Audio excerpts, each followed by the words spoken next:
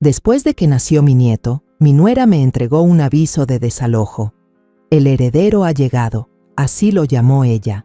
Lo que no sabía era que yo ya había guardado discretamente una herencia de $2 millones que mi esposo me dejó hace años. Soy Raquel, tengo 72 años. Si estás aquí, quédate conmigo hasta el final y deja el nombre de tu ciudad. Quiero ver hasta dónde viaja mi historia. Ayer se suponía que iba a ser un buen día. Mi nieto, Mateo, vino al mundo. Hoy tengo en mis manos una notificación que me dice que me largue de mi propia casa. El sobre llegó esta mañana. Marisa lo trajo ella misma, con esa sonrisita educada que usa cuando está a punto de hacer algo cruel y quiere que pienses que es tu culpa. Tocó la puerta de mi habitación, en la casa que ayudé a pagar, y luego entró como si fuera suya. «Buenos días, Raquel», dijo, con una voz empalagosamente dulce. «Tengo algo para ti». Yo todavía estaba en camisón, apenas habiendo descansado de la noche anterior. Me acababa de quedar dormida pensando en Mateo, en sus deditos, en cómo olía a algo suave y lejano. Ayer estuve 3 minutos con él antes de que Marisa decidiera que ya era suficiente. «¿Qué es, querida?», pregunté, aunque ya sentía un nudo en el estómago. Me entregó el sobre como si me diera una invitación a una fiesta a la que sabía que nunca me invitarían. «Ábrelo». El papel era grueso, caro, es su estilo. Mientras empezaba a leer, mis manos no dejaban de temblar. Notificación para desocupar. Tiene 30 días para retirarse usted y sus pertenencias de esta residencia. El heredero legítimo ha nacido y sus servicios ya no son requeridos. Servicios. Llamó servicios a 4 décadas de maternidad. «No entiendo», dije, aunque entendía cada palabra. Esta era su vuelta de la victoria.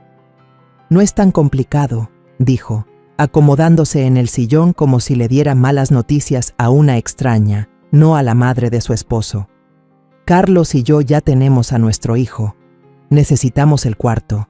Has estado viviendo aquí sin pagar renta por 2 años y, honestamente, ya es hora de que te las arregles por tu cuenta». 2 años. 2 años desde que Arturo falleció y me dejó sin nada más que este cuarto en lo que solía ser mi casa.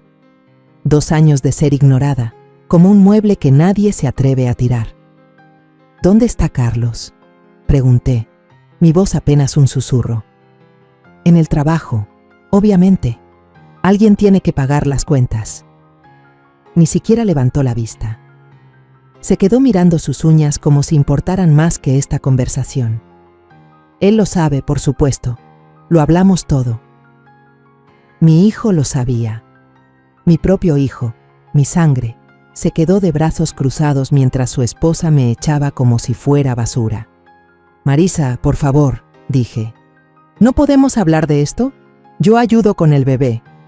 Yo me encargaba de la cocina, de la limpieza. Ese es exactamente el problema», me interrumpió, perdiendo la compostura por una fracción de segundo. «Andas de metiche. Te metes en todo. Me haces sentir como una extraña en mi propia casa». La ironía no se me escapó. Yo había pasado años sintiéndome como una extraña en la vida de mi propio hijo, y ahora a ella le molestaba lo mismo. «Yo crié a Carlos en esta casa», dije, en voz baja pero firme.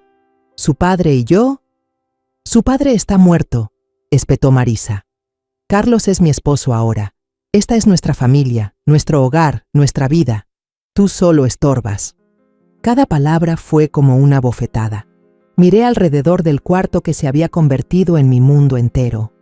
La foto de la boda de Arturo y yo en el buró. La colcha que mi madre cosió a mano sobre la silla. El pequeño librero lleno de las novelas que había coleccionado toda mi vida. 30 días, repitió Marisa, poniéndose de pie mientras se alisaba su elegante vestido de diseñador. Creo que es generoso, considerando todo. ¿Considerando qué? Dudó en el umbral de la puerta y por un instante algo frío y afilado brilló en sus ojos. Considerando que, de todos modos, nunca perteneciste a este lugar. Después de que se fue, me senté en el borde de la cama durante horas, sosteniendo esa carta. La casa estaba en silencio, excepto por el llanto ocasional del bebé, mi nieto. aquel al que tanto ansiaba malcriar, amar, heredarle todo lo que una vez le heredé a su padre. Pensé en llamar a Carlos, en insistirle que hablara conmigo, pero ¿qué podría decirle? Que su esposa era una desalmada. Él ya lo sabía. ¿Que no me merecía esto? Él tomó su decisión hace mucho tiempo. La verdad es que me había estado preparando para este momento sin siquiera darme cuenta. No para el desalojo, eso nunca lo vi venir, sino para el momento en que tendría que dejar de fingir que estaba indefensa. Verás, Marisa cometió un error fatal. Asumió que solo porque era reservada, vestía ropa sencilla y nunca presumía de nada. No tenía nada. Pensó que cuando Arturo murió, me dejó sin nada más que un par de maletas y un cuarto en la casa de mi hijo. Estaba equivocada. Al otro lado de la ciudad, en la caja de seguridad de un banco, $2 millones habían estado esperando en silencio durante 2 años. El seguro de vida de Arturo, sus ahorros para el retiro y las ganancias de bienes que Marisa ni siquiera sabía que existían. No lo había escondido por avaricia, sino por precaución. Estaba destinado a darle a mi nieto un buen comienzo en la vida, pero ahora, sentada en ese cuarto con un aviso de desalojo en mis manos, algo cambió dentro de mí. Antes de poder construir un futuro para nadie más, tenía que recuperar mi propio nombre. ¿Marisa quería que me fuera? Bien, pero no tenía ni idea de lo que acababa de desatar. Las cajas aparecieron más tarde ese mismo día. Las había pedido por internet, con entrega el mismo día, solo para dejar claro su punto. Las encontré apiladas ordenadamente fuera de la puerta de mi habitación, sin nota, sin palabras, solo recordatorios de cartón de que oficialmente estaba en una cuenta regresiva. Mientras empezaba a doblar mi ropa, cada prenda traía un recuerdo que había intentado olvidar. El vestido azul que usé para la graduación de la Universidad de Carlos. Lo compramos de segunda mano porque hasta el último peso se había ido en su colegiatura. El suéter con el hoyo en el codo que nunca me molesté en reemplazar porque él necesitaba libros nuevos ese semestre. La gente siempre pinta el sacrificio de una madre como algo elegante y noble. Lo que no dicen es que te va desgastando hasta que apenas reconoces a la persona que eras antes de que toda tu identidad se envolviera en el futuro de otra persona. Después del primer infarto de Arturo, Carlos tenía 16 años entonces. Tomé turnos extra en la tienda departamental. Arturo ya no podía trabajar en la construcción y nuestro muchacho tenía grandes sueños de convertirse en ingeniero. La universidad no era barata y las becas no alcanzaban. Todavía recuerdo la mañana en que vendí el collar de perlas de mi abuela. Carlos necesitaba una laptop en su último año y estábamos atrasados con la hipoteca. Le dije a Arturo que lo había perdido. No podía soportar la mirada que habría tenido en sus ojos. Algunos sacrificios están destinados a permanecer ocultos. Cuando Carlos entró a la universidad estatal, estaba tan orgullosa que lloré durante 3 días. Luego llegaron las cuentas y casi nos derrumban. Conseguí un trabajo de fin de semana limpiando oficinas, saliendo a las 5 de la mañana y llegando a casa pasada la medianoche. Arturo empeoraba, pero nunca me reclamó por estar tanto tiempo fuera. Él lo entendía. Sabía exactamente lo que estábamos haciendo. Le está construyendo un futuro. Le oí decir una vez a su hermano, una madre hace lo que tiene que hacer. Pensé que le estaba mostrando a Carlos lo que significaba el trabajo duro y la lealtad. Pero lo único que realmente le enseñé fue que las madres están para darlo todo y no esperar nada. Cuando Arturo falleció, podría haberle contado a Carlos sobre el seguro de vida. $2 millones podrían haberlo cambiado todo, pero lo miré, recién de luto, luchando por cuidar de esa nueva esposa suya, y tomé una decisión. Mantendría las cosas simples, ayudaría en lo que pudiera y guardaría el dinero para cuando realmente importara. Quedarme en la casa de Carlos nunca se supuso que fuera permanente, solo algo a corto plazo mientras averiguaba mi siguiente paso. Pero Marisa tenía otros planes. Entró en esa casa como si fuera un territorio por conquistar. En cuestión de semanas, había reorganizado todo el lugar, tirado las cosas de Arturo sin preguntar y dejado muy claro que yo solo estaba allí porque ella lo permitía. La chica dulce de sus días de noviazgo desapareció en el momento en que se puso ese anillo. ¿Raquel? ¿Podrías encargarte de la ropa hoy? Estoy tan cansada. Raquel, ¿te importaría preparar la cena? ¿Sabes cómo le encanta a Carlos tu estofado? Raquel, invité a unas amigas. ¿Podrías quedarte en tu cuarto? Me convertí en la sirvienta de planta, invisible a menos que alguien necesitara algo. Y Carlos estaba tan absorto en mantener feliz a su esposa que nunca pareció oír la forma en que ella le hablaba a su madre. La parte más difícil no eran las tareas ni siquiera la forma en que me menospreciaban. Era ver a mi propio hijo convertirse en alguien que no reconocía. El niño que una vez se enfrentó a los bravucones por mí, ahora se quedaba callado mientras su esposa me trataba como si fuera la servidumbre. Es que es muy especial con su espacio, decía él cuando mencionaba cómo actuaba Marisa. Ya sabes cómo se ponen las mujeres con sus casas. Su casa, no la casa en la que se crió, no el lugar que Arturo y yo construimos desde cero. Su casa, donde claramente yo no era bienvenida. Las cosas empeoraron una vez que el embarazo entró en escena. De repente, Marisa se convirtió en una vasija delicada y yo me transformé en la ayuda no remunerada. Yo era la que hacía las compras del súper, la que la llevaba a sus citas, la que lidiaba con sus náuseas matutinas cuando Carlos estaba atascado en el trabajo. No me importaba. De hecho, pensé que este bebé podría acercarnos. En cambio, le dio la excusa perfecta. El bebé necesita estabilidad, decía cada vez que yo hacía una sugerencia. Demasiada gente alrededor lo confundirá. Necesitamos establecer rutinas sin interferencias. Carlos solo asentía, agotado de trabajar horas extras, sin cuestionar realmente lo que ella quería decir. La noche antes de que naciera Mateo, le ayudé a empacar su maleta para el hospital.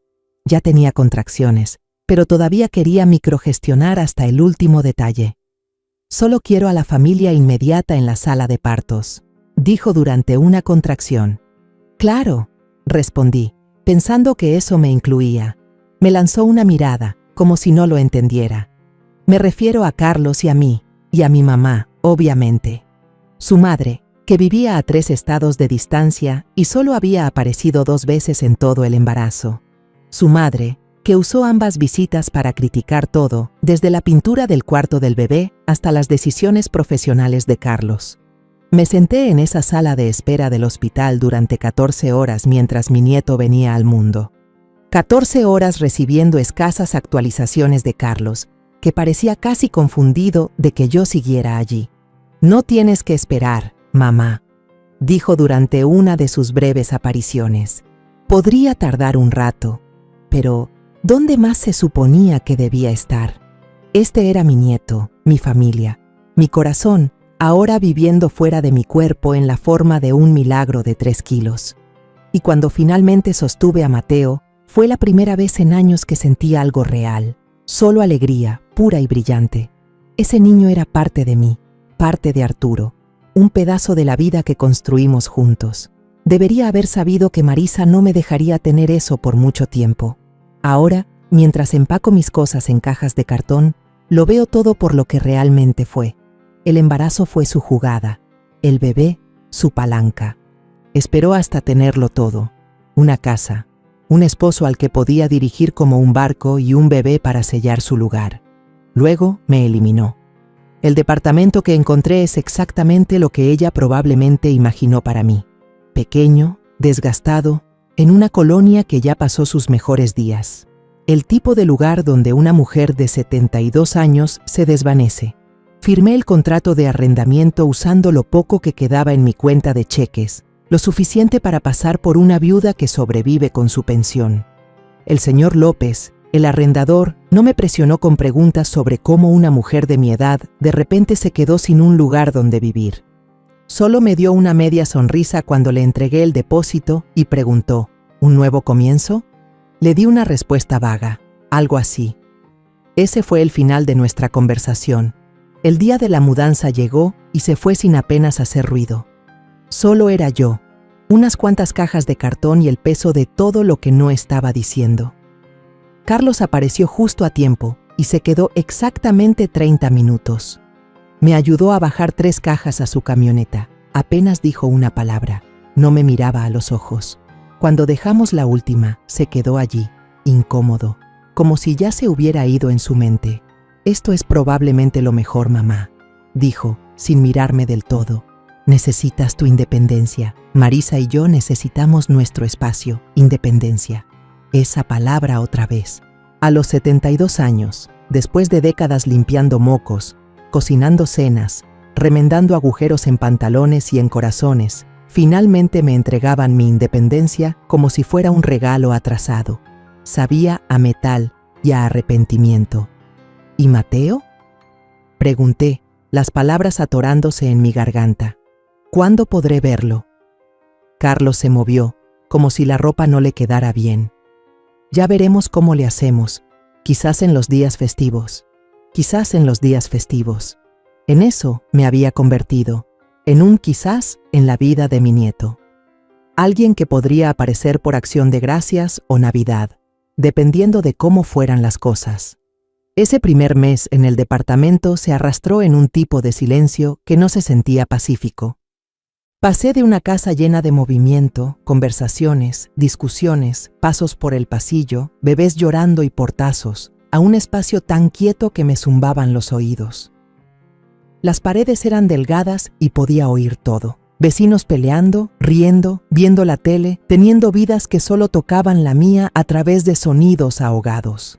Me sentaba en esa pequeña sala todas las tardes, mirando muebles que no le pertenecían a nadie más que a mí, preguntándome cuándo me convertí en alguien fácil de olvidar. 2 veces por semana llamaba a Carlos. Mantenía un tono ligero, nunca dejaba que se notara el peso. «¿Cómo está el bebé? ¿Ya duerme toda la noche? ¿Alguna primera sonrisa?» Y Carlos respondía, cortante y cuidadoso, como si estuviera pasando las páginas de un manual llamado «Cómo hablar con tu madre sin acercarte demasiado». Las llamadas se sentían como tareas para él, cosas que tenía que tachar de su lista antes de pasar a lo siguiente. Entonces, una noche durante una llamada, oí algo que me revolvió el estómago. La voz de Marisa, fuerte y clara en el fondo. «Carlos, mi amor, dile al repartidor que suba las bolsas. Las de Chanel van en el closet principal». Bolsas de Chanel, en plural. «Mamá, te tengo que dejar», dijo Carlos deprisa. «¿Qué repartidor?» Swingué, pero la línea ya se había cortado. No dormí esa noche. Me quedé en la cama pensando en esas bolsas. Chanel no era algo que compraras con el sueldo de un jefe de obra, ni siquiera uno que hubiera ascendido como Carlos. Esas bolsas costaban más que la renta de un mes, a veces 2. Algo no cuadraba. La semana siguiente, cedí a la sensación que me carcomía por dentro y pasé en coche por su casa. Mi casa, alguna vez. Un BMW rojo brillante estaba en la entrada como un trofeo. El viejo y confiable Honda de Carlos, desaparecido. Este coche tenía placas provisionales y vidrios polarizados lo suficiente para decir «no hagas preguntas». Me estacioné al otro lado de la calle y esperé. Pasó 1 hora antes de que Marisa saliera, cargando a Mateo en la cadera y vistiendo un elegante conjunto de diseñador que reconocí de una revista de moda. Lo abrochó en un asiento de coche que parecía de última generación, del tipo que probablemente venía con un plan de pagos. La seguí, diciéndome que solo iría hasta la primera parada, pero seguí adelante. Se dirigió directamente a la zona de tiendas de lujo, esa a la que nunca me había atrevido a entrar ni siquiera cuando Arturo y yo estábamos bien económicamente. Pasó horas entrando y saliendo de boutiques con letreros de letras doradas y cordones de terciopelo. Cuando salió de una joyería, con el pelo brillando bajo la luz, lo vi. Los nuevos aretes de diamantes centelleando al sol, audaces y afilados, como si tuvieran algo que demostrar. Esa noche, volví a llamar a Carlos. «¿Cómo va el trabajo, cariño?», pregunté, tratando de mantener un tono ligero. «Está pesado», dijo, y sonaba agotado. «Hemos estado haciendo turnos de 10 horas solo para mantenernos a flote. Los bebés no son baratos. Ya sabes». Mantenerse a flote, mientras su esposa se paseaba por la ciudad en un BMW y cargaba bolsos que yo solo había visto en catálogos de Palacio de Hierro. «¿Recibes mucha ayuda en la casa?», pregunté, tratando de no presionar demasiado. «Marisa hace lo que puede, pero está agotada de cuidar al bebé. Se merece las cosas buenas después de todo por lo que ha pasado». «¿Por lo que ha pasado? como si tener un bebé fuera una dificultad impensable que ninguna otra mujer hubiera enfrentado jamás. Durante las siguientes semanas, me propuse tener una imagen más clara. Empecé a caminar por su colonia, asegurándome de ir cuando sabía que Carlos estaría en el trabajo. Ese BMW siempre estaba allí, estacionado como si fuera el dueño de la calle, y no tardé en empezar a notar también las bolsas de compras, con nombres que reconocía de anuncios en revistas de lujo y comerciales de televisión. Entonces llegó el momento que no pude dejar de oír. Era un jueves por la tarde y pasaba caminando cuando escuché voces saliendo por la ventana de su sala. Fuertes, acaloradas. «Me importa un carajo lo que piense tu madre, Marisa», gritando. «Ella tuvo su oportunidad de ser alguien y la desperdició. Esta es nuestra vida ahora». «Solo quiere ver a Mateo», dijo Carlos, tratando de razonar con ella. «Lo verá cuando yo diga. No va a adueñarse de mi hijo como intentó adueñarse de ti». ¿Adueñarse? Yo lo crié. Invertí todo lo que tenía en ese muchacho. Mi tiempo, mi energía, mi vida entera. Si eso es adueñarse, entonces, ¿qué estaba haciendo Marisa exactamente? «Solo está sola», dijo Carlos. «Quizás si pudieras...» ¿Hacer qué? ¿Dejarla entrar como si nada? ¿Dejar que destroce todo lo que he estado tratando de construir? La voz de Marisa era ahora helada. «Tu mamá es una vieja amargada que no puede aceptar el hecho de que su momento ya pasó hace mucho tiempo. Cuanto antes te metas eso en la cabeza, mejor. Vieja amargada». Me quedé allí, en la banqueta, como si el viento me hubiera derribado, escuchando a la mujer con la que mi hijo se casó envenenarlo con palabras que me quemaban por dentro. «Quizás tienes razón». Eso fue lo que Carlos finalmente dijo, y sentí que algo dentro de mí se rompía. Esa noche, me senté sola en mi departamento de una recámara y tomé una decisión. Había pasado 2 meses seguidos tragándome el desamor, interpretando el papel de la madre abandonada. Pero en algún punto del camino, había olvidado quién carajos era yo. Era la esposa de Arturo Méndez, la mujer que hizo malabares con 3 trabajos para pagarle la universidad a su hijo. La mujer que mantuvo su hogar a flote a través de sustos de cáncer, problemas de dinero y funerales. No era una anciana triste y desechada, no había terminado, siempre había sido una luchadora, y ya era hora de que Marisa descubriera lo que eso realmente significaba. Tomé mi teléfono y marqué un número que había memorizado hace años, pero que nunca me había atrevido a usar hasta ahora. Investigaciones Privadas Reyes. La voz era nítida, profesional. «Sí», dije, mi voz más firme de lo que había estado en meses. «Quiero contratar a alguien». Héctor Reyes parecía salido de una novela de detectives.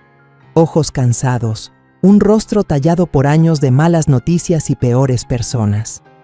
Parecía alguien que había dejado de sorprenderse hace mucho tiempo. Su oficina era un desastre, papeles apilados por todas partes, muebles viejos y raspados, pero su manera tranquila y directa me calmó. «Señora Méndez», dijo, sirviendo café de una cafetera que probablemente no había hecho una taza decente en años. «¿Qué puedo hacer por usted?» Había repasado esto en mi cabeza durante semanas, pero ahora que estaba sentada allí, las palabras se sentían ridículas al salir. «Necesito que investigue a mi nuera». No se inmutó. «¿Alguna razón en particular?» «Está gastando un dinero que no debería tener. No con el tipo de sueldo que mi hijo trae a casa». Héctor tomó un bloc de notas amarillo. «Empiece desde el principio». Y lo hice. Le conté todo. El modesto salario de Carlos, el coche de lujo, las bolsas de compras, todo de diseñador.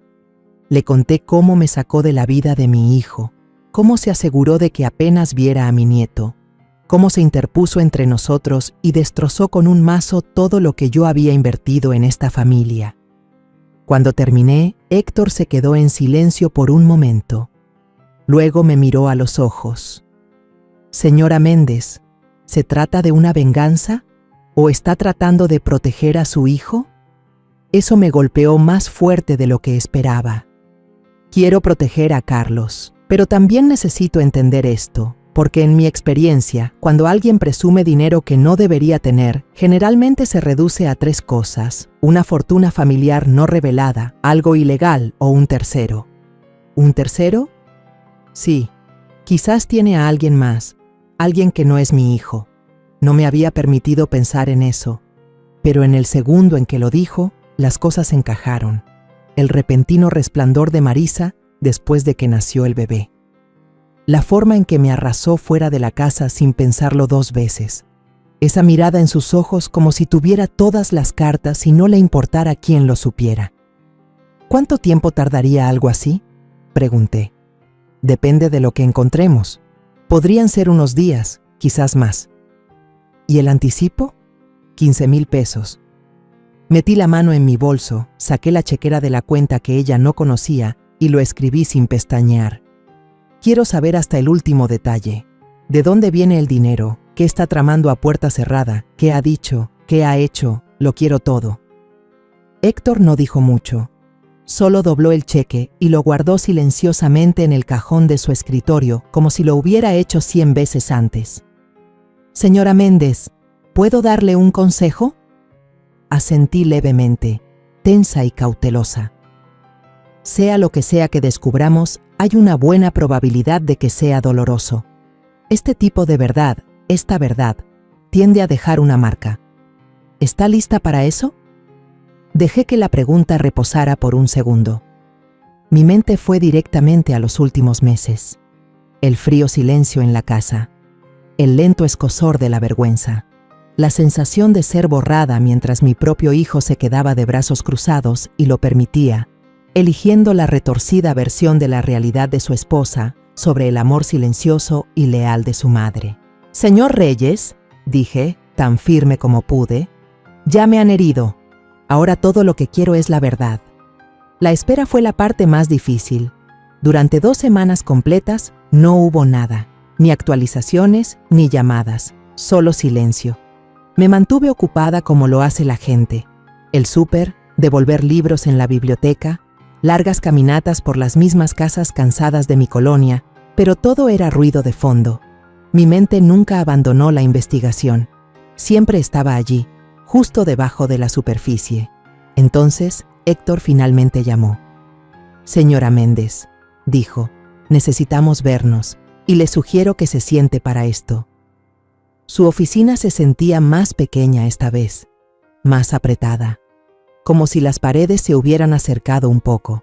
Había un grueso expediente sobre el escritorio frente a él, y la expresión de su rostro me dijo que no me iba a gustar lo que había dentro.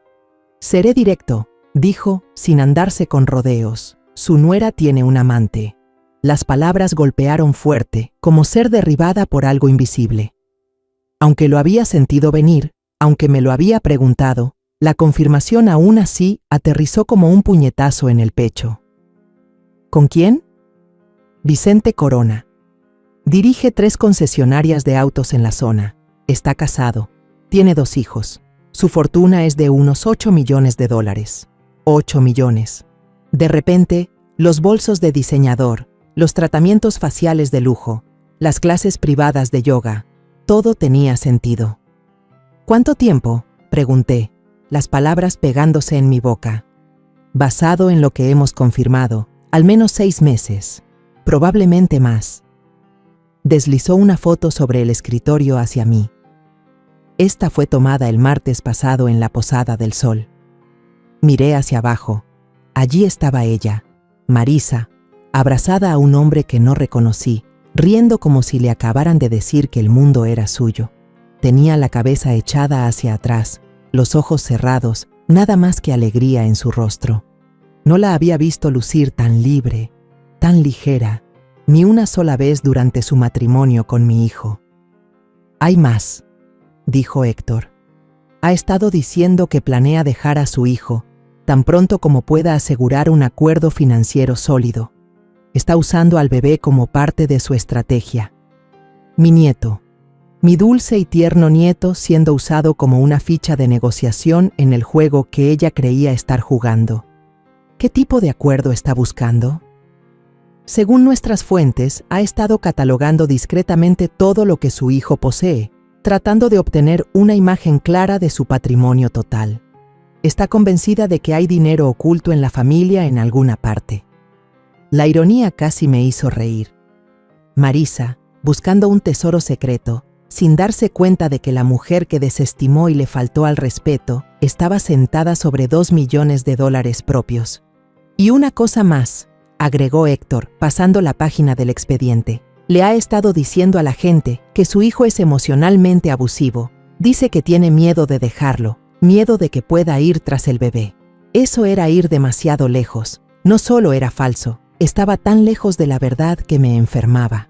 La idea de que Carlos lastimara a alguien, y mucho menos a su propio hijo, era más que absurda. Eso no solo es falso, dije lentamente, cada palabra afilada. Es lo opuesto a quien es él. Carlos no lastimaría ni a una mosca. Lo entiendo, pero está construyendo una historia. Si solicita el divorcio alegando abuso, el tribunal la verá como la víctima, y eso significa simpatía, una compensación mayor y muy probablemente la custodia total. Mateo desaparecería de la vida de Carlos, tal como ella me borró a mí de la suya. Hay más, dijo Héctor en voz baja. Ya ha estado hablando con un abogado. El papeleo está listo, solo esperando ser entregado. Está esperando el momento oportuno, eligiendo el segundo preciso para atacar. Me quedé sentada en esa silla sintiendo que la habitación se cerraba sobre mí, que el aire se había viciado. Mi hijo estaba a punto de perderlo todo y ni siquiera lo veía venir. Su esposa, su hijo, la casa por la que pagó, probablemente cada peso que ha ahorrado, le caería como un balde de agua fría, y yo era la única que lo sabía. ¿Qué haría usted?, le pregunté a Héctor, si este fuera su hijo. Se reclinó pensando. Le advertiría, pero también me prepararía para que no me creyera. Los hombres enamorados, especialmente cuando están ciegos a lo que tienen justo enfrente, no siempre escuchan, señora Méndez, incluso con la verdad mirándolos a la cara. Pensé en Carlos, matándose en turnos de 10 horas para mantener a una mujer que estaba conspirando para destrozarle la vida. Carlos, que había elegido a Marisa tan completamente que había sacado a su propia madre sin pestañear. ¿Y si? Empecé, pero dudé. La idea era aguda, posiblemente despiadada, pero podría ser la única jugada que lo salvara. ¿Y si qué?, preguntó Héctor. ¿Y si dejamos que ella revele quién es realmente? ¿Y si le damos suficiente cuerda para que se ahorque con sus propias mentiras? Héctor levantó una ceja. ¿Qué está pensando? Por primera vez en meses sentí que esa vieja determinación regresaba, firme y fría. Tengo algo en mente, pero primero necesito hacer un retiro. El plan era simple y despiadado, del tipo que alguien como Marisa nunca vería venir. Ella se aferraba a la debilidad como si fuera combustible, usaba la desesperación como moneda. Así que decidí darle el espectáculo que estaba buscando. Paso 1. Sacar $5,000 de la cuenta que ella no conocía. Paso 2. Abrir una nueva cuenta de cheques en un banco más pequeño, uno con el que pudiera toparse por accidente. Me aseguré de que el saldo pareciera ajustado, lo suficiente para que pareciera que apenas me las arreglaba. Luego llamé a Carlos. «Mijo, odio molestarte», dije, dejando que mi voz temblara un poco. «Pero me estoy atrasando con la renta. Esperaba que tal vez pudieras ayudarme, solo por esta vez». Se quedó en silencio tanto tiempo que pensé que se había cortado la llamada. «Mamá, sabes que las cosas están apretadas, con el bebé y todo». «Lo entiendo, cariño, de verdad. Solo pensé que tal vez Marisa conocía a alguien que necesitara ayuda con la limpieza. No estoy pidiendo limosna, trabajaré». Otra larga pausa. «Le preguntaré». Sabía que lo haría, y sabía exactamente lo que Marisa haría a continuación. 3 días después, sonó el teléfono. No era Carlos, era Marisa. «¿Raquel?» Carlos me contó lo que está pasando. Su voz rezumaba azúcar, cada palabra vestida de falsa preocupación. «Puede que tenga algo que podría ayudarte». «Ay, muchas gracias, querida. De verdad te lo agradezco. Tengo un par de amigas que necesitan ayuda en casa, limpieza ligera, hacer mandados, ese tipo de cosas. pero tengo que ser sincera contigo. Son muy especiales con quien meten a su casa. Si doy tu nombre, es mi responsabilidad. Tendría que responder personalmente por ti, y no tengo problema con eso. Incluso estoy feliz de darte una referencia si es necesario. Pero antes de que algo avance, pensé que sería inteligente que nos sentáramos primero. Para tantear el terreno, ¿qué tal mañana por la tarde? Podríamos vernos en el Café Chic del centro. Quiero asegurarme de que entiendas completamente lo que esperan, sin sorpresas. El Café Chic es uno de esos lugares que parece salido de una revista de estilo de vida. Es moderno, caro, lleno de gente que finge no mirar. Exactamente el tipo de lugar al que a Marisa le gustaba llegar, sentarse erguida y ser notada. Era su tipo de escenario. Allí estaré, le dije, y lo decía en serio. Y Marisa, gracias por darme esta oportunidad. No me agradezcas todavía, dijo, y pude oír esa sonrisita curvándose en el borde de su voz como un hilo que se jala. Pasé todo el día siguiente preparándome para ese café, no en el sentido habitual, sin maquillaje, sin perfume. Elegí mi ropa más vieja, la descolorida de cuando limpiaba casas en mis 20s. La tela estaba gastada en algunas partes, suave por años de fregar. Me recogí el pelo de forma sencilla, sin joyas, sin intentar alegrarme. Practiqué en el espejo, luciendo cansada, pequeña, invisible. Necesitaba parecer alguien a quien la vida había atropellado y que ya no tenía la energía para enojarse por ello. Cuando entré a el Café Chic, Marisa ya estaba instalada en la esquina más alejada, riendo demasiado fuerte con dos mujeres que no reconocí. Se veía impecable como siempre, el pelo con laca, las uñas afiladas, la postura perfecta. Por la forma en que todas se giraron y me dieron exactamente la misma mirada, como si fuera algo que acababan de notar debajo de su zapato, supe que les había puesto al corriente. «Raquel», llamó Marisa, sin molestarse en bajar la voz. Medio local se volteó. «Ven a sentarte con nosotras». Crucé el piso lentamente, sosteniendo mi bolso gastado contra mi pecho, como si me mantuviera entera. Las dos mujeres fueron presentadas como Jimena y Sofía. Ambas tenían manos cuidadas, joyas pesadas y esa expresión de labios apretados que usan las mujeres ricas cuando fingen ser generosas. «Así que eres la madre de Carlos», dijo Jimena, midiéndome de arriba abajo. «Marisa nos ha estado contando un poco sobre lo que ha pasado». «Sí, bueno», dije, dejando que mi voz temblara lo suficiente para sonar real. «Las cosas han sido difíciles desde que mi esposo falleció». «Oh, por supuesto», intervino Sofía, su voz bañada en falsa simpatía. «Ni siquiera puedo imaginarlo. Debe ser muy difícil empezar de nuevo, especialmente a tu edad». Antes de que pudiera responder, Marisa ya había llamado al mesero y pedido por todas, sin preguntar qué quería yo. Una ensalada de $30. Kale, microgreens, no sé qué rallado. Sabía que esperaba que pagara la mía, probablemente solo para ver si me inmutaba, para saber si realmente estaba tan mal como les había dicho. «Bueno, hablemos del trabajo», dijo Marisa, inclinándose hacia adelante, su tono cambiando a esa calidez falsamente preocupada que usaba cuando quería algo. «Los Garza están buscando a alguien para limpiar su casa 2 veces por semana. Es una casa grande, 6 recámaras, 4 baños completos, y les gusta recibir mucha gente». «Eso suena genial», dije, asintiendo rápidamente como si no pudiera creer mi suerte. «¿Cuál es la paga?» $15 la hora, dijo, observándome de cerca para ver mi reacción. «En efectivo, por debajo del agua. $15 la hora, por limpiar una mansión, por ser invisible mientras fregaba inodoros y doblaba toallas que nunca podría permitirme. Ni siquiera el salario mínimo legal, y me lo ofrecía como si fuera un favor». «Lo acepto», dije sin dudar. «¿Cuándo puedo empezar?» «Bueno», dijo Marisa, alargando la palabra mientras su voz se suavizaba a ese tono empalagoso que siempre usaba justo antes de cortarte las piernas. «Solo hay un pequeño problema.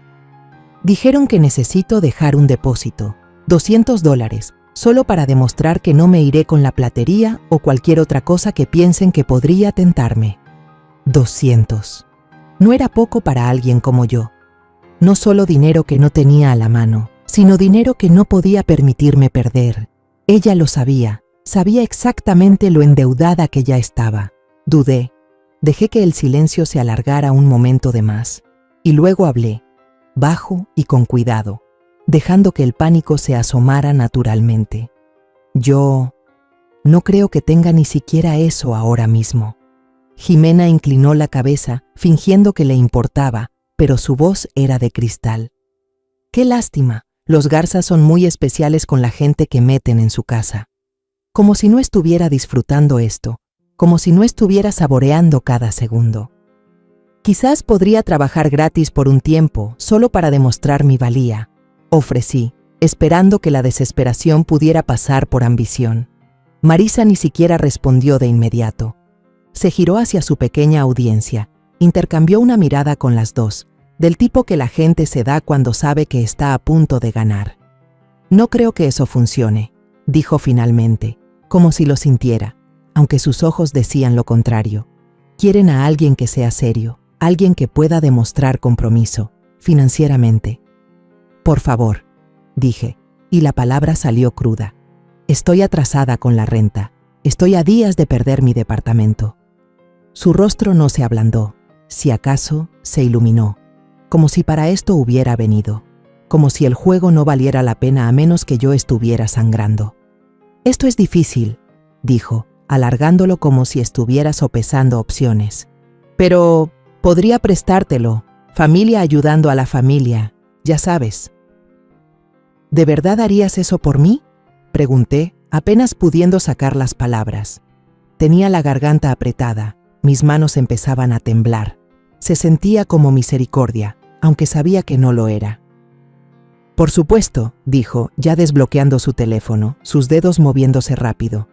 Entonces $200 para el depósito, más intereses, digamos 25%, nada exagerado. Esos son $250, dije, haciendo las cuentas en tiempo real. 25% por un préstamo familiar. Incluso los prestamistas usureros ofrecían mejores condiciones. No sé ni cómo agradecértelo, susurré, sintiendo esa familiar ola de vergüenza subir por mi pecho. No me agradezcas todavía, dijo con una media sonrisa que no llegó ni cerca de sus ojos. Habrá papeleo, un pagaré. Tendrás 30 días para pagarme. Después de eso, habrá penalizaciones, cargos por mora, ¿entiendes? Metió la mano en su bolso como si hubiera estado esperando este preciso momento. Sacó una hoja pulcramente doblada y una pluma. Deslizó ambos sobre la mesa con una mano experta.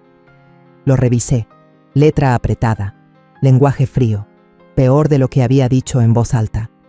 Intereses compuestos, cargos extra. Una cláusula que le permitía tomar lo que fuera mío si no pagaba. No estaba ofreciendo ayuda, estaba tendiendo una trampa. Esto parece mucho, dije, escaneando la letra pequeña de nuevo, tratando de no sonar como si me estuviera ahogando en ella. Negocios son negocios, Raquel, espetó. Si no puedes manejar tu dinero, quizás no deberías estar buscando trabajos como este en primer lugar. Sus amigas asintieron como si ahora fueran parte de la junta directiva, como si todo esto fuera una actuación que habían estado esperando. Claro, dije, apenas pudiendo sostener la pluma. Firmé mi nombre. Mi mano tembló todo el tiempo. Solo estoy agradecida por la oportunidad. Se tomó su tiempo para contar el dinero. Todo en efectivo, en billetes de 20, uno por uno, como si quisiera que cada persona cercana la viera jugar a ser la heroína. Toma, no hagas que me arrepienta de esto. No lo haré, dije, agarrando los billetes como si fueran lo último que me ataba a tierra firme. Llegué a la puerta, no miré hacia atrás, pero aún escuché su voz, lo suficientemente fuerte como para que medio café la oyera. Algunas personas simplemente nunca aprenden a manejar sus propios desastres. Es realmente un tipo de tristeza que cala más hondo de lo que esperas. La risa que me persiguió al salir de esa cafetería era aguda, burlona, lo suficientemente fuerte como para picar, pero no estaba llorando de camino a mi coche. De hecho, estaba sonriendo. Porque en esa concurrida cafetería, justo enfrente de medio vecindario y una mesera que no podía dejar de escuchar, Marisa finalmente había descorrido el telón sobre quién era realmente. Fría, calculadora, cruel, y gracias a la pequeña grabadora escondida en mi bolso, tenía cada segundo de ello. Las risas mordaces, la falsa simpatía, la forma en que hablaba de Carlos como si fuera un obstáculo que ya había eliminado de su camino. Cada palabra grabada, cada fea verdad sellada, y ahora tenía lo que necesitaba, algo real, algo innegable. Finalmente podía darle a Carlos la verdad que necesitaba oír sobre la mujer con la que creía haberse casado. La llamada llegó un domingo por la mañana, 3 semanas después de ese día, casi a la misma hora. Su voz apenas se oía, plana y agotada, como si la vida se le hubiera escapado. «Mamá, necesito verte». «Claro, mijo, ¿qué pasa?» «No por teléfono. ¿Puedes venir?» Marisa está con el bebé en casa de su mamá. Salí por la puerta antes de siquiera dejar la taza que tenía en la mano. 20 minutos después, estaba en su sala, que alguna vez fue mi sala, hace mucho tiempo, viendo a mi hijo caminar de un lado a otro como un hombre acorralado en su propia casa. Se veía fatal, delgado, exhausto, el pelo despeinado, los ojos hundidos, ni siquiera se sentó. «Me va a dejar», dijo, como si hubiera practicado decirlo pero no pudiera creerlo. Marisa va a solicitar el divorcio. Mi corazón se rompió por él en ese momento, incluso si había visto venir la tormenta mucho antes que él. «Ay, Carlos, mijo, lo siento tanto. Dice que he sido emocionalmente abusivo, que soy manipulador, controlador». Su voz se quebró un poco al decirlo, pero forzó una risa amarga que no coincidía con la tristeza en sus ojos. «Se va a llevar a Mateo. Quizás solo pueda verlo bajo supervisión». «Eso es una locura. Eres el alma más gentil que he conocido».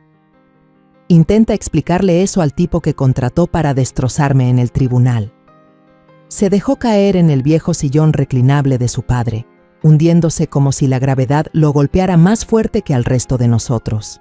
Me acusa de ocultar dinero. Dice que he estado mintiendo sobre nuestras finanzas. Quiere la mitad de todo lo que tenemos, y más. Pensión alimenticia, custodia total, manutención. Ocultar bienes. Esa palabra saliendo de su boca habría sido casi risible si no fuera tan amarga.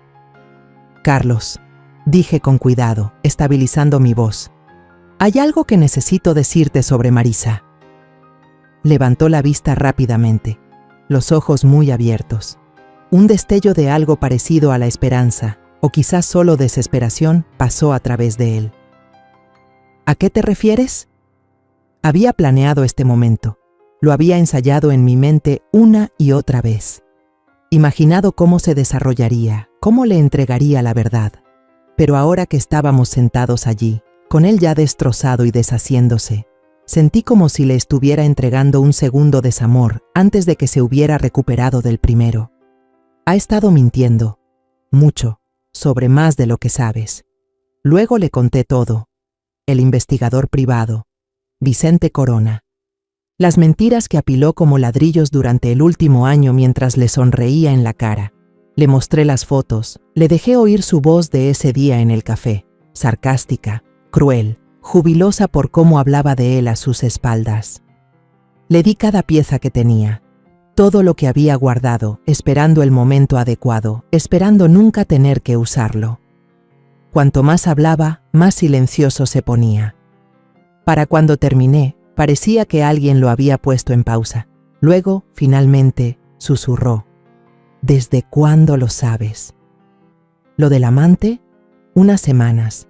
Lo que estaba planeando, no lo suficiente como para detenerlo. ¿Por qué no me lo dijiste antes? Esa era la pregunta que había temido. Porque no me habrías creído. Necesitabas verlo con tus propios ojos. Se dio la vuelta, con la mirada fija en la nada, pero no discutió. Y ese silencio me lo dijo todo. Sabía que yo tenía razón. Ambos lo sabíamos.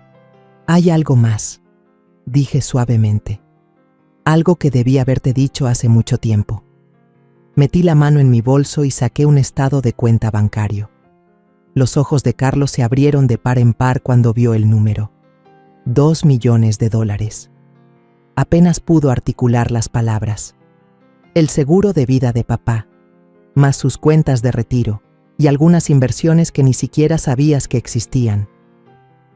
Lo he estado guardando, manteniéndolo a salvo.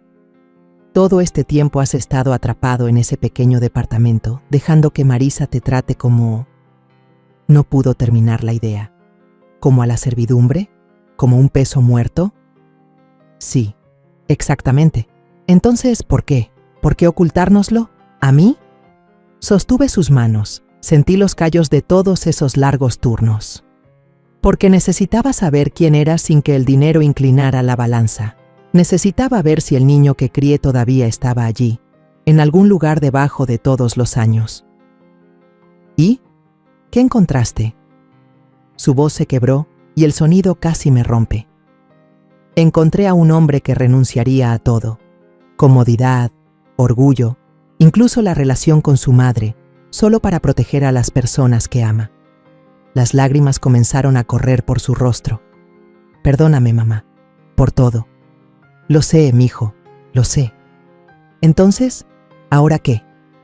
Se va a llevar a Mateo. Me va a destrozar en el tribunal. Sentí que algo firme y familiar se levantaba dentro de mí. No, no lo hará. Porque vamos a darle la vuelta a la tortilla. Durante la siguiente hora le expliqué todo. El plan. Deja que Marisa siga adelante con el divorcio. Deja que crea que está ganando. Pero documentaremos cada paso, cada mentira, cada traición, cada vez que torció la verdad. Cuando sea el momento adecuado le mostraremos al tribunal la historia real. No con pánico ni acusaciones, con pruebas sólidas. ¿Y el dinero?, preguntó Carlos. Irá a un fideicomiso para Mateo, bloqueado. Ella no puede tocarlo, pero le dará el futuro que se merece. ¿Y tú? ¿Y tu futuro? Miré alrededor de la casa donde había criado a mi hijo, el hogar que Arturo y yo habíamos construido año tras año. Se sentía diferente ahora, más ligero, como si el aire hubiera cambiado. Voy a comprar un lugar nuevo, dije, un verdadero hogar, con un cuarto para ti, un cuarto para Mateo, una casa donde la familia no solo es tolerada, es deseada. 3 meses después, estaba de pie en la cocina de ese hogar, viendo a Carlos pasear a Mateo por el patio trasero en su carriola. El divorcio finalizó hace solo 2 semanas. Cuando presenté las pruebas de su infidelidad y de cómo había planeado manipular la situación a su favor, Marisa se echó para atrás. Aceptó la custodia compartida en lugar de arriesgarlo todo en un tribunal donde la verdad se habría abierto de par en par. Se quedó con el BMW y todas esas marcas de diseñador de las que estaba tan orgullosa. Pero la casa era mía ahora, la estabilidad, el ancla, el control por el que había luchado durante años, desaparecido. ¿Y Vicente Corona? Se desvaneció en el momento en que su esposa se enteró del asunto. Entonces sonó el timbre, sacándome de mis pensamientos. Abrí y vi a un repartidor con un enorme y exagerado ramo de flores. ¿Raquel Méndez?, preguntó. Soy yo, dije. Me entregó las flores y se dio la vuelta para irse. Abrí la tarjeta. Gracias por nunca rendirte con nosotros. Con amor, Carlos y Mateo. Por la ventana de la cocina, vi a mi hijo levantar a su pequeño de la carriola. Señaló hacia los árboles, hablándole con ese tono animado que usan los padres cuando presentan el mundo a alguien nuevo. Mateo iba a crecer envuelto en el tipo de amor que siempre está presente. Aprendería que la familia no solo significa estar allí cuando es fácil, significa estar allí cuando es complicado, incómodo y difícil. Llegaría a entender que la fuerza no es ruidosa ni ostentosa. A veces, la fuerza es simplemente mantener el rumbo. Y las victorias que más importan suelen ser las silenciosas por las que nadie aplaude. Pensé en Marisa. Probablemente estaría encaramada en algún condominio de lujo, mirando paredes por las que pagó demasiado, tratando de entender cómo se desmoronó todo. Su mayor error de cálculo fue confundir el amor silencioso con la debilidad. Nunca entendió la diferencia entre ser gentil y ser pasivo, entre renunciar a algo y que te lo quiten.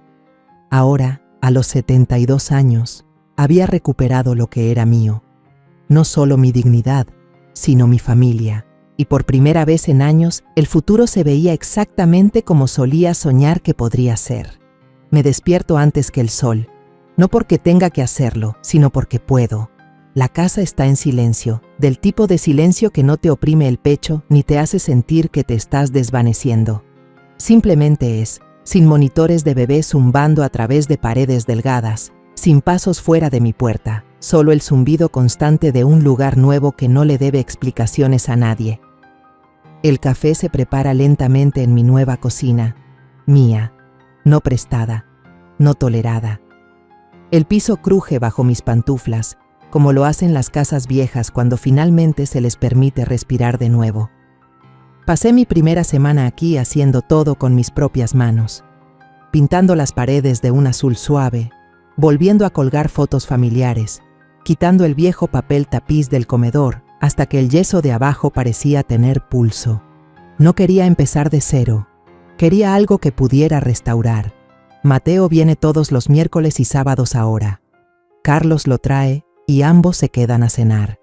La primera vez que cociné estofado en esta nueva cocina, Carlos lloró. No lágrimas grandes y dramáticas, solo una o dos que se deslizaron sin pedir permiso. No dije nada, solo puse las servilletas y pasé el pan. El duelo te vuelve silencioso. Pero reconstruir te hace escuchar. He empezado a ser voluntaria 2 veces por semana en la biblioteca local. No porque necesite llenar las horas, sino porque me gusta su ritmo. Me gusta la forma en que los niños eligen libros con las manos sucias y los ojos desorbitados, como si los cuentos fueran dulces y estuvieran hambrientos de ellos. Acomodo los libros devueltos, ayudo a los mayores con sus tabletas y tomo café tibio con la directora, una mujer llamada Brenda que usa bufandas de colores vivos y dice lo que piensa. La semana pasada me preguntó si estaba en transición. ¿De qué?, le pregunté. Se encogió de hombros. Esa parte depende de ti. Ya no estoy sola. No es que no extraña a Arturo, Dios, sí que lo hago, pero ahora es diferente. A veces hablo con él cuando estoy trabajando en el jardín. A él siempre le gustó una hilera ordenada de plantas de tomate.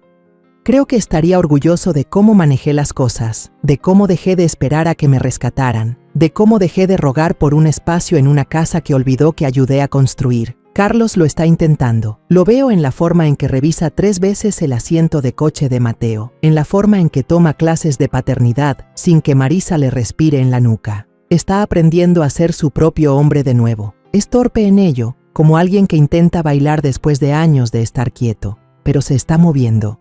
Eso cuenta. La semana pasada me preguntó si lo perdonaba. Todavía no, le dije, pero estoy trabajando en ello. Él asintió. No se inmutó. No me pidió que le explicara. Respeto eso. Marisa ahora envía correos electrónicos, fríos. Todo estructura legal y exigencias de horarios de visita. Se está encogiendo, aunque no lo sepa. El poder que tenía, su belleza, su encanto, su influencia, todo se está desvaneciendo. No por el tiempo, sino porque la verdad siempre atraviesa las paredes de papel. La abogada que contraté para Carlos es astuta, dura en los momentos adecuados. Me dijo que Marisa intentó solicitar más custodia de nuevo la semana pasada, alegando que yo estaba interfiriendo. Sabe que usted es el ancla ahora, dijo la abogada. Por eso está pataleando. Ya no quiero venganza, quiero un retorno, quiero que Mateo conozca un amor que no negocia. Quiero que Carlos entienda que la fuerza no significa silencio. Quiero sentarme en este porche 50 veces más, viendo al niño que crié, criar a otro con cuidado. Pero también quiero tener la última palabra. Mañana voy a escribir una carta. No a Marisa, no a su abogado, a Mateo. Es demasiado pequeño para leerla ahora. Pero un día será mayor y se preguntará qué pasó, y querré que sepa la verdad. No la versión del tribunal, no el chisme familiar, solo la verdad. El tipo de verdad que me costó 72 años y 1000 cenas silenciosas ganar. La carta estuvo en mi buró durante 3 días antes de que la tocara, no porque no supiera qué decir, sino porque sabía exactamente lo que significaba una vez que lo hiciera. Sería la última pieza de todo. el hilo final en un tapiz que nadie más vería por completo. Una confesión de una abuela, tal vez. La advertencia final de una mujer. Pero sobre todo, era un recuerdo escrito hacia el futuro, para un niño pequeño que algún día podría preguntar por qué todo en su mundo cambió justo después de nacer.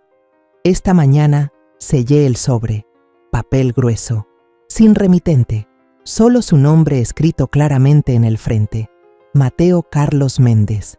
Lo guardé en la pequeña caja ignífuga que tengo debajo de la cama, junto a las medallas de guerra de Arturo y la escritura de la casa. Algunas historias no necesitan ser contadas en voz alta, solo necesitan ser dejadas atrás. Después de eso, hice hot cakes de arándanos. A Mateo le gustan pequeños, cortados en cuartos, pequeños triángulos que llama montañas. Se sienta en la silla alta ahora, golpeando las manos en la bandeja hasta que cedo. Carlos toma café y observa con ojos cansados, pero hay paz allí. Una paz que parece real esta vez. Una que no tengo que entrecerrar los ojos para ver. «Mamá», dice entre sorbos, «¿alguna vez has pensado en tener un perro?» Levanto una ceja. ¿Un perro? Para la compañía, se encoge de hombros. Ahora tienes el espacio. No es una mala idea, pero sé lo que realmente está diciendo. Quiere asegurarse de que no solo estoy sobreviviendo aquí, que no estoy sentada en una casa vacía con fantasmas y demasiadas horas que llenar. Tengo a Mateo 2 veces por semana, digo, y tomates que no se riegan solos, eso es compañía suficiente. Pero anoto el número de un refugio de todos modos, por si acaso. Esa tarde, bajo la última caja del estante del garaje, la que está etiquetada como «Recuerdos no tocar». No la he abierto desde que Arturo murió. Dentro hay un desorden. Cartas viejas, boletos, el recibo de nuestro primer sofá, comprado de segunda mano a un vecino llamado Gary que fumaba puros y no paraba de hablar de los Yankees. Encuentro una foto de Carlos a los 5 años, cubierto de betún, sonriendo como si nada pudiera romperlo jamás. Y me doy cuenta de algo en ese momento. No estoy aquí para empezar de cero, estoy aquí para empezar de nuevo. Hay una diferencia. Empezar de cero es para la gente que lo perdió todo. Empezar de nuevo, eso es para la gente que finalmente aprendió lo que vale la pena conservar. Así que saco lo que importa. El reloj de Arturo, el rosario de mi abuela y una Polaroid de mí el día de nuestra boda, con el pelo revuelto por el viento, los ojos desorbitados con algo que ni siquiera sabía cómo nombrar en ese entonces. Esperanza, tal vez. Enmarco esa foto. La pongo en la repisa de la chimenea, junto a una nueva. Carlos sosteniendo a Mateo, ambos riendo, en pleno movimiento, sin posar. Lo viejo y lo nuevo, lado a lado, sin necesidad de disculpas. Más tarde esa semana recibo una llamada. Una voz de mujer. «Señora Méndez, soy Dana Rentería. Dirijo un grupo de apoyo para mujeres mayores que atraviesan una separación tardía. Brenda, de la biblioteca, me pasó su nombre». Casi cuelgo. No soy una persona de grupos de apoyo. Pero Dana sigue hablando. «Nos reunimos los martes por la noche. No es terapia, no exactamente. Es solo un espacio. Un espacio para contar tu historia sin que la gente se inmute». Pienso en ese pequeño departamento, en el silencio que solía ahogarme, en el sonido de la risa en la voz de Marisa cuando me entregó esa carta de desalojo, en el dolor de ser borrada, lentamente, por la gente que criaste. «Quizás pase a ver», digo, y el siguiente martes lo hago. El grupo es más pequeño de lo que esperaba. 6 mujeres, todas mayores de 60, cada una cargando alguna versión del mismo moretón. No lloramos mucho, no nos damos lástima. Nos sentamos en círculo y decimos la verdad en un lenguaje sencillo, así. Mi hijo olvidó quién lo crió. Mi esposo me dejó después de 38 años porque dijo que quería algo menos pesado. Renuncié a todo por gente que no me devuelve las llamadas. Cuando es mi turno, lo mantengo simple. Viví en una casa que solía ser mía. Luego, un día, me dijeron que ya no pertenecía a ese lugar. Nadie parpadea. Nadie intenta arreglarlo. Una mujer se acerca, me toca la mano. «Te vemos, Raquel». Eso es todo. pero se siente como el comienzo de algo limpio. Pasan las semanas. El jardín crece salvaje. Mateo dice su primera palabra real en mi sala: luz, mientras señala la lámpara que Arturo arregló hace 30 años. Carlos trae una caja de herramientas y reemplaza el revestimiento viejo. No hablamos mucho mientras trabaja, pero cuando termina, se queda a cenar. Esa noche, acuesto a Mateo en la cuna de la habitación de invitados que compramos juntos. Le leo un cuento sobre un oso que construye una casa con ramas rotas. Se duerme entre la página 5 y la 6, con los deditos todavía enroscados en los míos. De vuelta en la cocina, Carlos lava los platos. Se gira, secándose las manos en una toalla como solía hacer Arturo. «Lo lograste, mamá», dice. «¿De verdad lo hiciste?» «No lo hice sola». Él asiente. «Pero tú lo empezaste». Sonrío, pero no digo nada.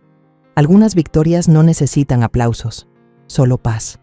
Esa noche salgo al porche con una taza de té. Me siento en la vieja silla de Arturo y cierro los ojos. Las estrellas han salido, parpadeando como si hubieran estado observando todo el tiempo. Estamos contando esta historia basándonos en hechos reales. Los nombres y lugares han sido cambiados para proteger la identidad de la persona involucrada. Es la historia de una madre que sacrificó toda su vida por sus hijos y nietos, solo para ser irrespetada, utilizada y abandonada. Pero cuando no le quedaba nada que perder, se levantó. Y esta vez, vivió para sí misma. No contamos esto para juzgar a nadie, sino para hacerte detener y pensar.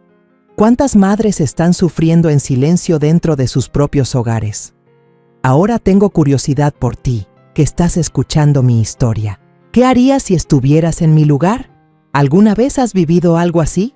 Cuéntamelo en los comentarios. Mientras tanto, te dejo con 2 historias más en la pantalla final, favoritas de este canal y que sin duda te sorprenderán. Gracias por quedarte conmigo hasta aquí.